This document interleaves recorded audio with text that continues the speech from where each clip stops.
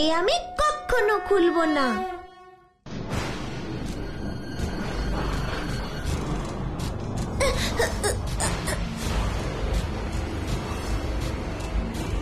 ভূমি কাঁপছে কেন?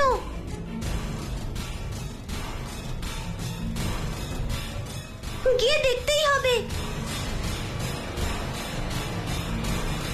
হঠাৎ করে এই কম্পন কিসের?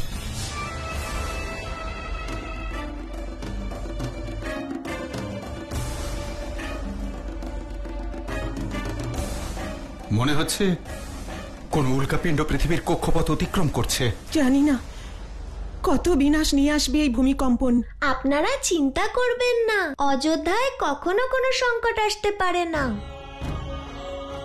কারণ এ আমার প্রভুর নগরী। আমি আমার চিন্তা করছি না পুত্র, আমি প্রজাদের চিন্তা করছি। মহারাজ, প্রজারাও সুরক্ষিত আছেন আর সবাই সুখে থাকবেন। আমাকে বিশ্বাস করুন। ভগবান করুন তোমার কথাই যেন সত্য হয়।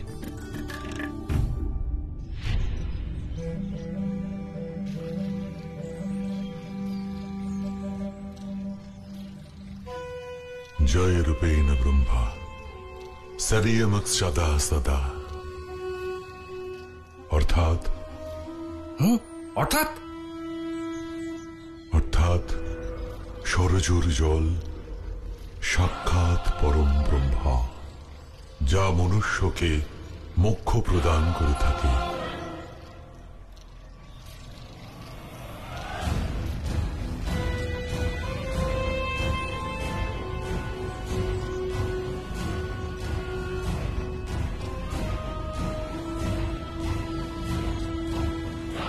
হে সরজু নদী, পূর্বে যখন আমি অযোধ্যা এসেছিলাম তখন আমার হাতে বধ হবার পরে আপনি রাজা আরণ্যককে মুক্তি প্রদান করেছিলেন। আপনি রক্তরঞ্জিত হয়ে প্রবাহিত হয়েছিলেন। এবার কাল চক্র ঘুরেছে, পূর্ব মুহূর্ত আবার ফিরে এসেছে। সূর্যবংশের সূর্যকে খুব শীঘ্রই রাবণ নামের গ্রহণ গ্রাস করবে ভ্রাতা। অর্থাৎ আরো একটি যুদ্ধ। রাজা দশরথ চক্রবর্তী সম্রাট হয়ে বসে আছেন। তাকে স্মরণ করাবার সময় এসেছে যে সৃষ্টিতে এখন কেবল একজনই রাজা আছেন, একজনই ঈশ্বর আছেন। অবশ্যই বিধাতা রাবণ। শত্রুর ওপর এমন আঘাত হানতে হবে যাতে প্রতিহত করার সুযোগ না পায়। ঠিক বলেছেন, এমনই হবে। তাহলে আমরা বুঝতে পেরেছি, আমরা যাচ্ছি। চলো।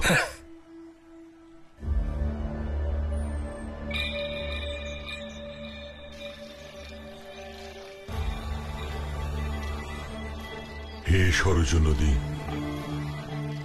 যদি আজ দশরথ আমার পায়ে মাথা নত না করে, যদি আমার আধিপত্য স্বীকার না করে, তবে আজ পুনরায় রঘুবংশের রক্ত ঝরাবো আমি। আজ পুনরায় এই জলেই তাদের তর্পণ করা হবে।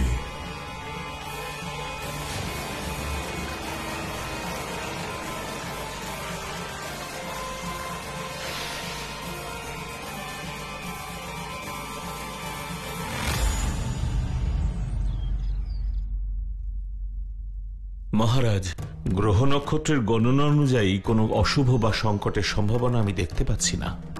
তাহলে কি ঘটল গুরুদেব? অন্য কোনো রাজ্য থেকে কি এইরকম ভূমিকম্পের সংবাদ এসেছে? প্রণাম মহারাজ, দুজন সাক্ষাৎ করতে চান, বলছেন প্রয়োজন আছে।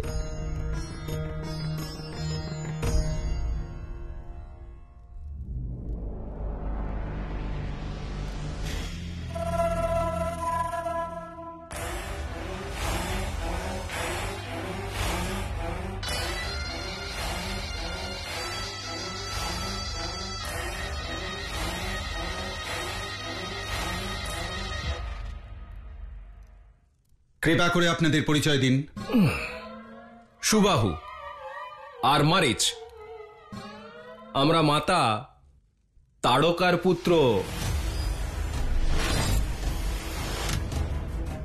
আমরা বিধাতা রাবণের দূত, আর আপনার কাছে ওনার বার্তা নিয়ে এসেছি। রাবণের দূত?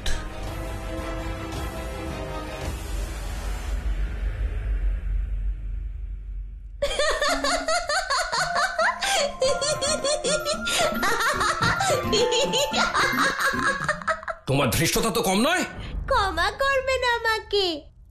আমার মাতা বলেন যে প্রার্থনার মাধ্যমে আমাদের সংবাদ বিধাতার কাছে পৌঁছানো যায়। এই কেমন বিধাতা যাকে নিজের সংবাদ পৌঁছানোর জন্য দূত পাঠাতে হয়েছে? তুমি জানো আমাদের বিধাতাকে? কেন, আপনি জানেন না?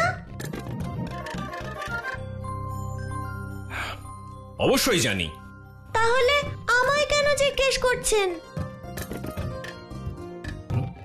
শুনুন, আপনারা স্বীকার আপনারা না করলেও এই সংসারে কেবল একই বিধাতা রয়েছেন, যিনি ত্রিলোকের প্রভু। ওনার নাম দশানন রাবণ, বুঝেছ? কোন বার্তা নিয়ে এসেছেন আপনারা?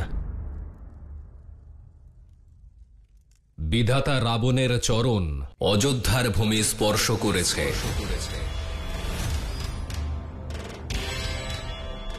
আর সেই রাজ্য ওনার অধীনতা স্বীকার করে, যেখানে ওনার চরণ স্পর্শ করে।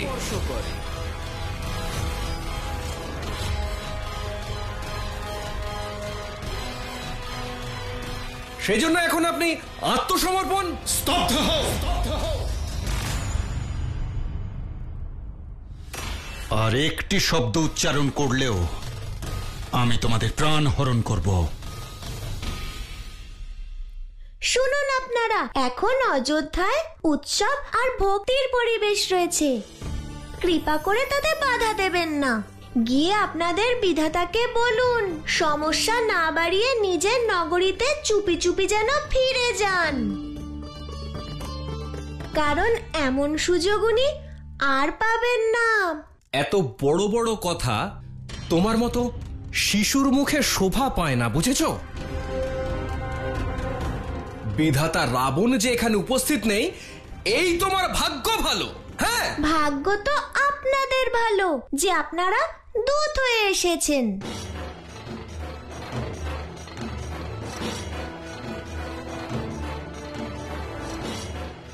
রণভূমিতে কখনো সাক্ষাৎ হলে দেখিয়ে দিতাম এই ছোট্ট শিশু কি করতে পারে।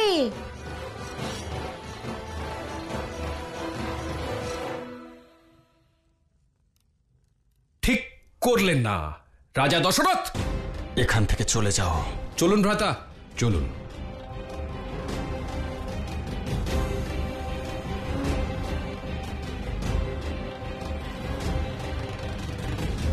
হে প্রভু, অযোধ্যাতে প্রভু শ্রীরাম আর হনুমানের উপস্থিতি, আর ঠিক সেই মুহূর্তে রাবণের উপস্থিত হওয়া, এ কোনো যুদ্ধের সংকেত নয় তো প্রভু? এ এক এমন মহালীলা যার প্রভাব ধরিত্রীতে এবং ধরিত্রীবাসীর উপর যুগ যুগ ধরে বিরাজ করবে।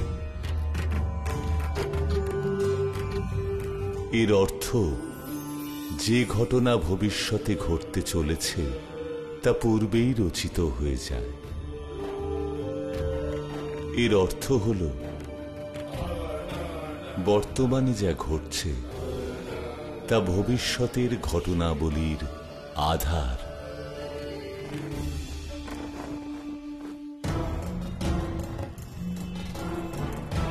রাবণ আমার সীমান্তে প্রবেশ করেছে,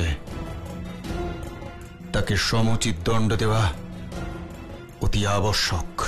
ঠিকই বলেছেন মহারাজ। অনধিকার প্রবেশকারীর অধর্মের জন্য তাকে শাস্তি দেওয়া অবশ্যই উচিত মহারাজ। না হলে ও নিজেকে অজেয় মনে করবে আর ওর অত্যাচার বাড়তেই থাকবে মহারাজ। তবে আমাদের যুদ্ধের প্রস্তুতি নেওয়া উচিত। মুনিবর, মহারাজের কাছে এক মিনতি আছে। বলো। যুদ্ধের পূর্বে ওনার সাথে একবার কথা বলুন। আমার মাতা বলেন অনেক সময় যে সমস্যা হিংসার মাধ্যমে সমাধান হয় না, তা কথার মাধ্যমে হয়। পুত্র মারুতি, ওই রাক্ষসরা শুধু যুদ্ধের ভাষাই বোঝে। গুরুদেব, জাম্ববান মহাশয়, আপনারা এই বিষয়ে কি বলেন? নীতি এই কথাই বলে, কোনো অধর্মীকে শাস্তি দেওয়ার পূর্বে তাকে একবার সুযোগ দেওয়া উচিত। হনুমানের কথার সঙ্গে আমি সহমত মহারাজ। রাবণ দূত পাঠিয়েছিল, আমাদেরও উচিত দূতের মাধ্যমে তার কাছে সংবাদ পাঠানো। কিন্তু কে যাবে দূত হিসেবে? গুরুদেব, কাকে পাঠানো উচিত?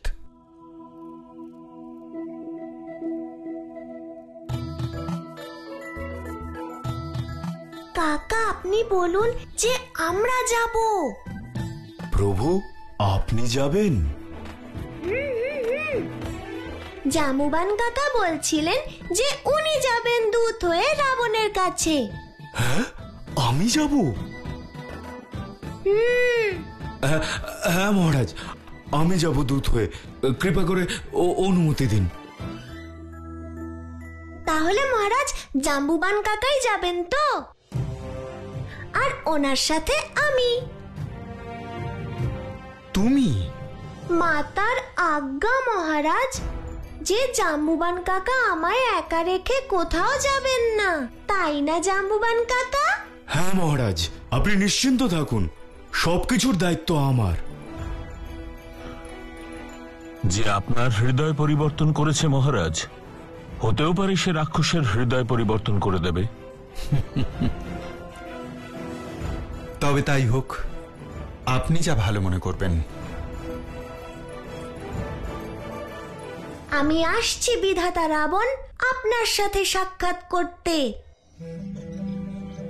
আমি কিছুদিন ধরেই চিন্তা করছিলাম যে আপনাকে সেনাপতির পদ থেকে সরিয়ে বিদূষকের পদে নিয়োগ করি, কারণ কথা আপনি ভালোই বলেন। কিন্তু আজ আপনি বাকযুদ্ধেও পরাজিত হয়েছেন।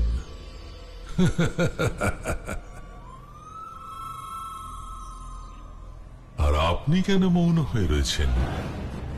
কি হলো মায়াবী মারীচ? আপনার জিহ্বাও আপনার দূরদৃষ্টির মতো লুপ্ত হয়ে গেল নাকি?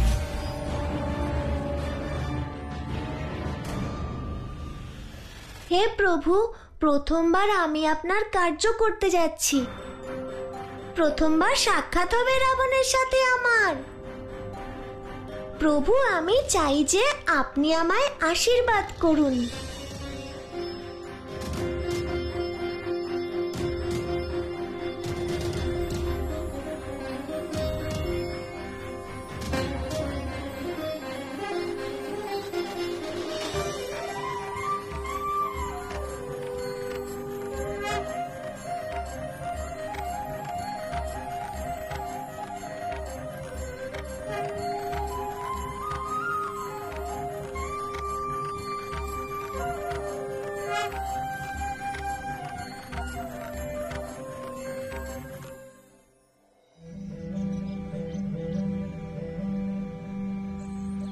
আর একটি সুযোগ আমাদের দিন না বিধাতা, আপনাকে নিরাশ করব না আমরা। নিরাশা তো তার ক্ষেত্রেই হয় যার কাছে কিছু আশা করা যায়। সৌগচ্ছতম সৌপত্যছম, ওই সনাতন মার্গের অনুসরণ করা উচিত যা পূর্বজরা অনুসরণ করেছেন। কিছু বুঝলেন আপনারা?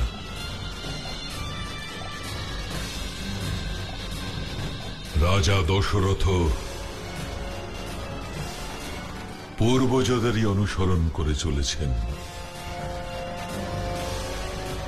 অর্থাৎ রঘুবংশী রাজা আরণ্যকের যে অবস্থা আমি করেছিলাম, সেই অবস্থা